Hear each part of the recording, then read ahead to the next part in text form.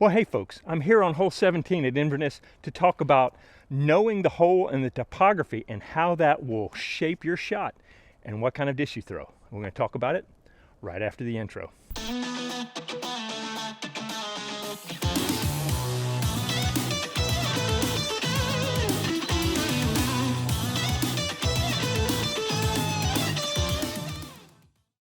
Okay folks, here at hole 17, from the red pads to the blue basket, the basket is tucked off to the right. And what I see over and over again is guys stepping up, grabbing their Firebird, whatever, their overstable disc, stepping up and throwing a forehand. And at first blush, that seems like the right kind of thing to do because the basket's off to the right here.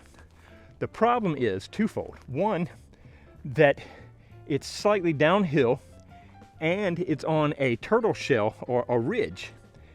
And the thing is, this first shot, the forehand, gets you around the first obstacle, gets you around the corner, which is what people are thinking.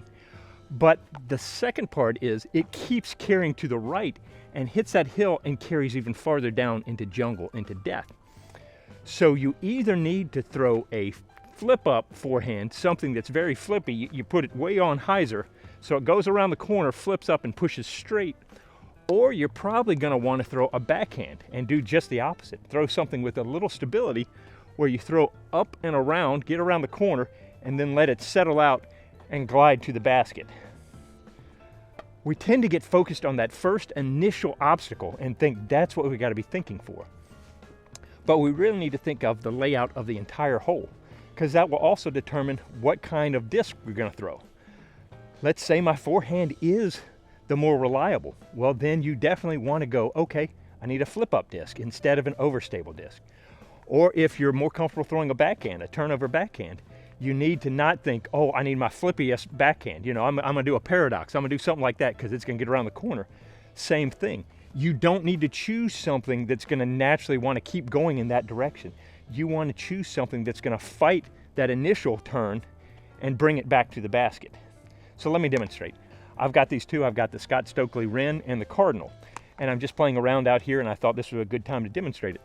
So the Cardinal is overstable, but it's got a little bit of flip up to it. But this would be something that I would see a lot of people, this kind of disc, would set up here. And so I'm going to try it, but I really think the backhand with a little more stable Wren is going to be the answer.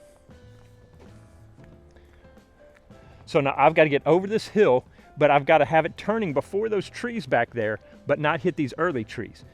So there's a very specific alley, and then I need it to keep pushing forward instead of keep arcing around. Of course, as soon as you go to demonstrate this stuff, this will work out perfectly and this one will suck, but the principle works whether I do it or not.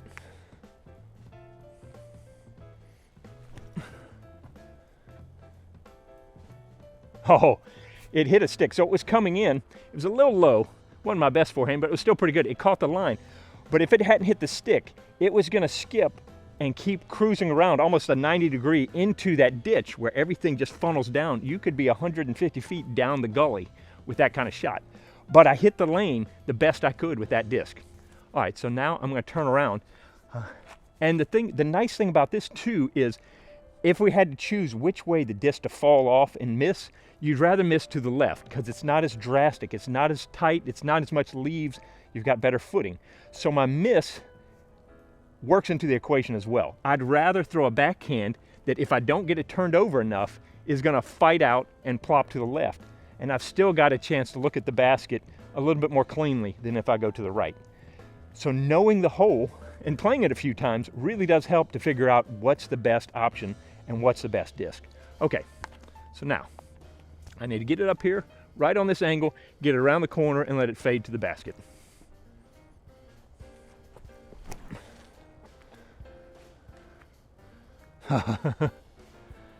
All right, clipped a little limb. I was a little inside, but let's go see how they worked out.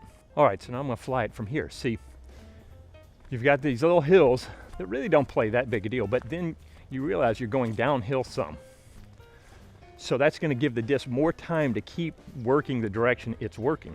So if you're on throwing an overstable forehand, it comes around here, it gets into this gap, and it keeps turning.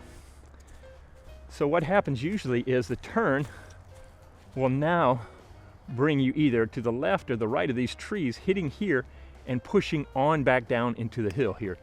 And nobody wants to be over here because it's just jungle, and it's the discs roll away, they disappear, it eats your disc. But that's where so many people end up on this hole. All right, now I happen to hit a branch or something through here, and it ended up just skipping me forward. So actually much better than it could have been, because the way it was going to continue, it was going to be down here in that mess. And guys, I recommend, if you've never played a hole and you've got the chance to, if you practice it, go stand at the basket and see how the hole shapes up from the other side. If it's a wooded hole where it's got specific lines. Because see, from here, you can see you're coming over the hill and you've got this specific gap through here, and it's coming downhill. So it needs to make this and then needs to stable out and go straight past these trees.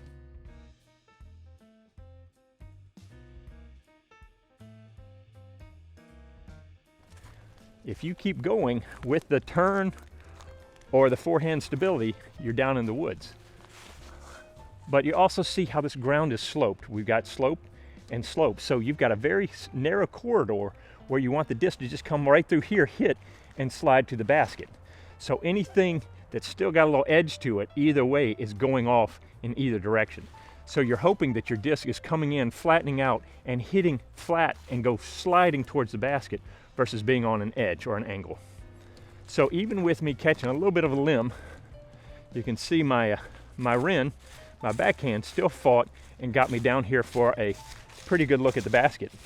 But I was still pushing this stuff over here. Man, if it had hopped over this thing, it could have been gone. So the miss is definitely nicer on that side. We've got a nice open look at the basket, fortunately. And we're gonna step up, and we're gonna take our two and walk away while everybody else is playing over in the woods over here. So anyway, I hope that helps. That's just a quick tip for understanding what's going on with the hole and how topography can really determine what's the best disc and the best shot shape for that hole. Hope that helps, and I hope to see you out on the course.